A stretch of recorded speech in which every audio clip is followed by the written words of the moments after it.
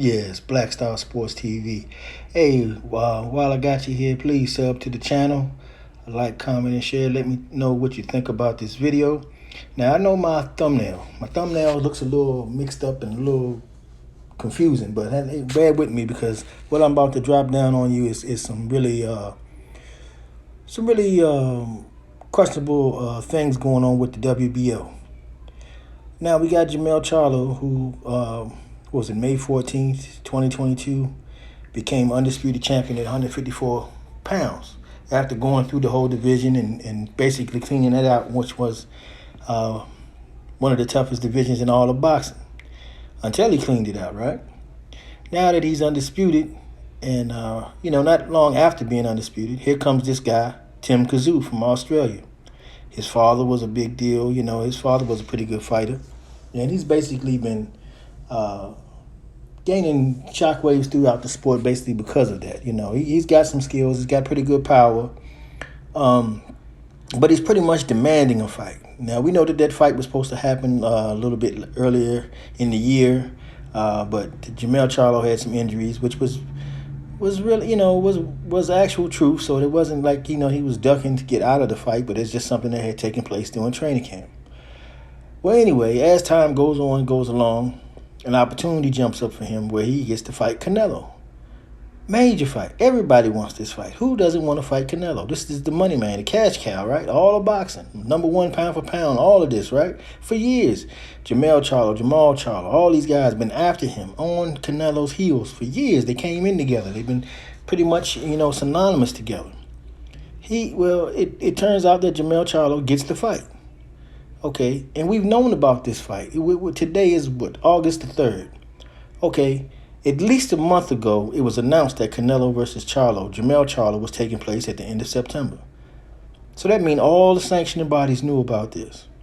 So how come today the WBO comes out and says that the moment that Jermell Charlo steps into the ring with Canelo Alvarez, they are going to strip him of the WBO belt and give it to Tim Tszyu? Because Tim Tszyu been running around crying, he's ducking me and all this, this, that, and the third. The man really hasn't done anything to earn a shot like that. And here this is the undisputed champion who got this great opportunity and took it. And what was it for boxing? This is a great fight for boxing. He's contributing to the sport of boxing, and he's giving to the boxing fans exactly what the boxing fans want to see. But does boxing support him? Not at all with these actions. Very confusing to me.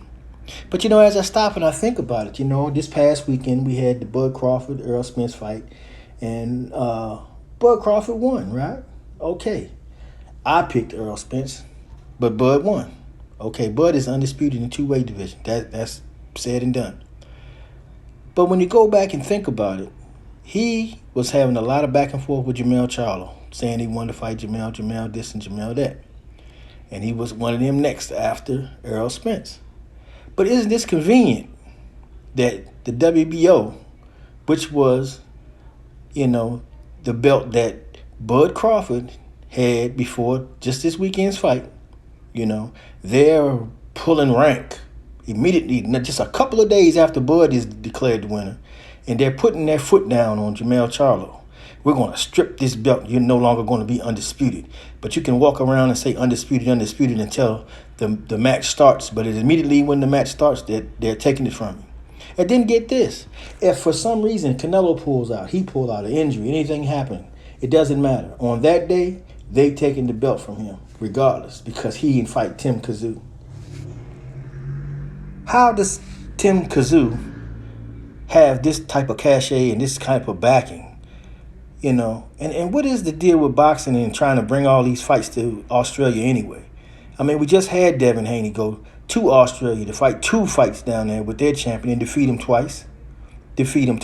He's undisputed. They're trying to do the same thing with him, but it's a different sanctioning body doing that.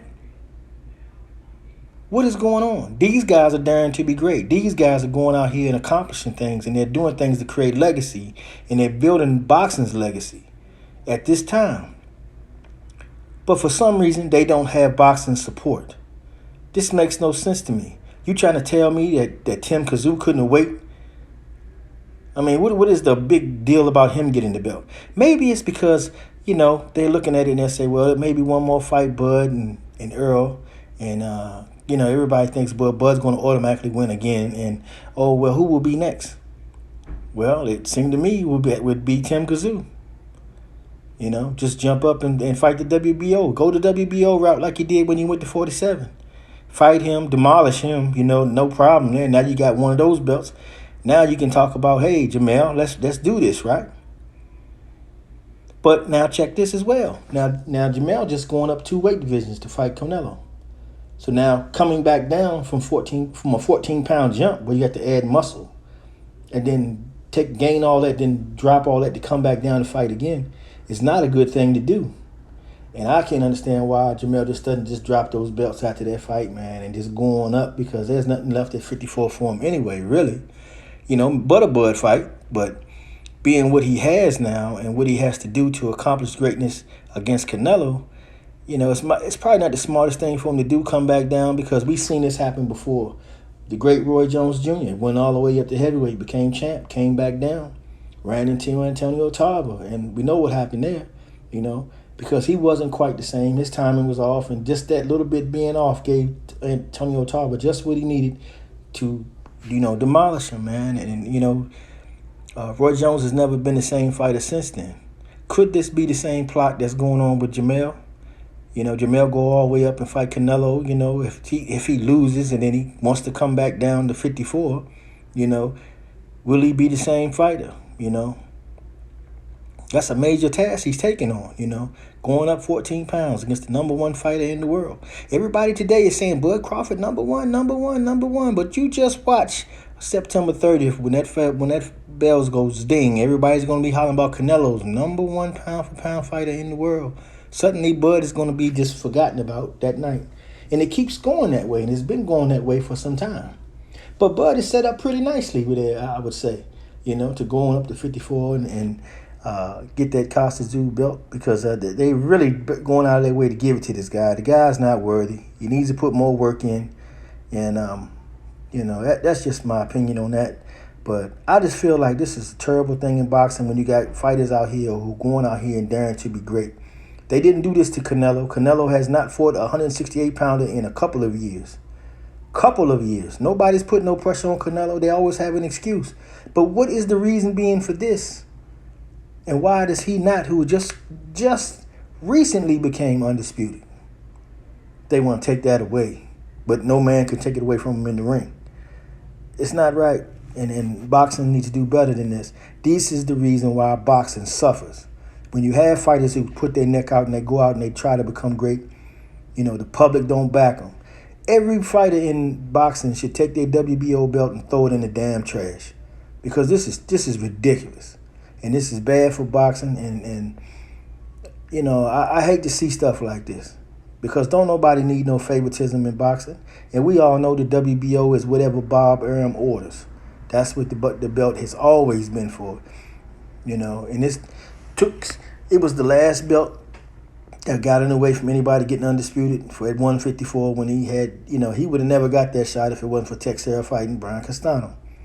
Earl had to go through hell just to get the WBO title shot with Bud. It's like that belt is always in the way, and they do this for a reason, and he got up there strategically, and it's just a little game that they've been playing lately, and it's a damn shame, And no, this is no knock on Bud and what Bud has been able to accomplish in the ring, so please don't get me wrong there. But I don't like the actions of the sanction body. This is terrible. The man is undisputed. He needs to have the same respect that you gave Canelo or any other fighter who achieves that goal. That's the ultimate goal in boxing. It should be to be the man. He's the man. He's been the man. Went through that whole division.